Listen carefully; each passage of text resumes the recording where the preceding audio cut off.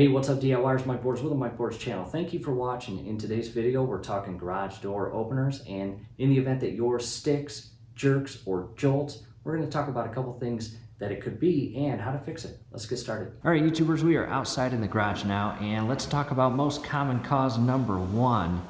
These are your tracks. You have one on each side, as you can see here, and they connect to the portion that connects to the ceiling, and then they make a straight route all the way to the bending portion. And I say straight route because they are supposed to be straight. In the event that they are not straight, that is where you can get sticking or jerking in your garage door as it opens and closes. And as it makes the bend and heads down to the ground, this also has to be straight.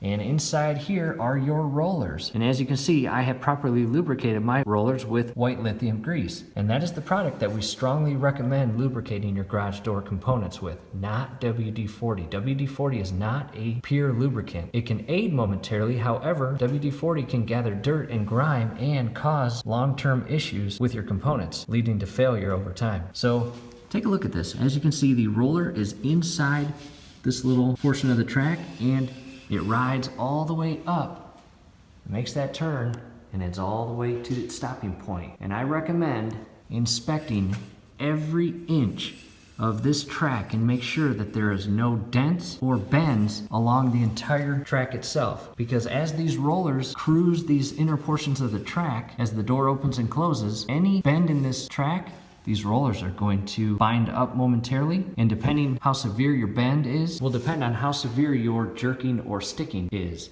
And that is not good for your internal garage door motor up top, because any unplanned stress on those motors will wear them out a lot quicker. So again, check your tracks, the whole route, both sides. Make sure it is level. Make sure that there are no bends or dents along the way. In addition, up top here, where the two tracks connect, you want to inspect that connection point and make sure that there are no bends or kinks at that connection point. And you also want to make sure that this connection point is properly secured in a way to allow these rollers to glide smoothly out one track and into the next track without any hiccup. So that is common cause number one. Now let's talk about common cause number two.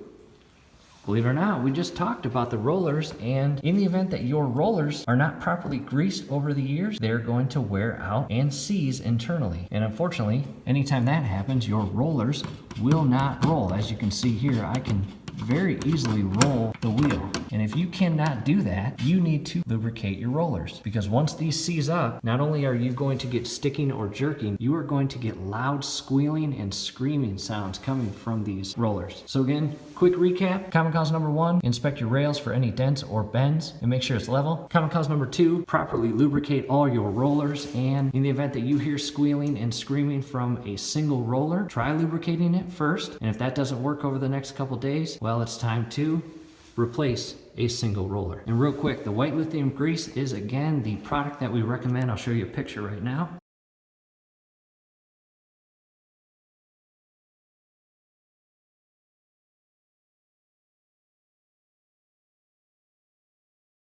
So that is the product that we recommend. Again, white lithium grease, you can get that at your local Ace Hardware, Lowe's, Home Depot, Menards, and we definitely recommend it. From here, let's head over to the wall mounted push button and open the garage door.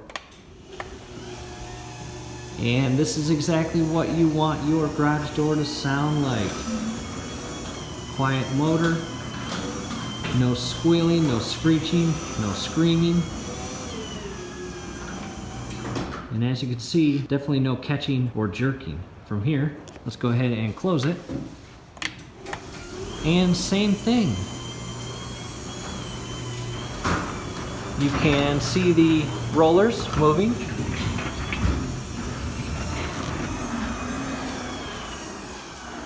And that's it, YouTubers. Again, the two most common causes. Hopefully this helps. Do us a favor, below the video, you'll see that thumbs up icon. Click on that, like the video, subscribe to the channel. Definitely ring your YouTube bell. That would be very helpful to us, and we would really appreciate it. Thanks again for watching.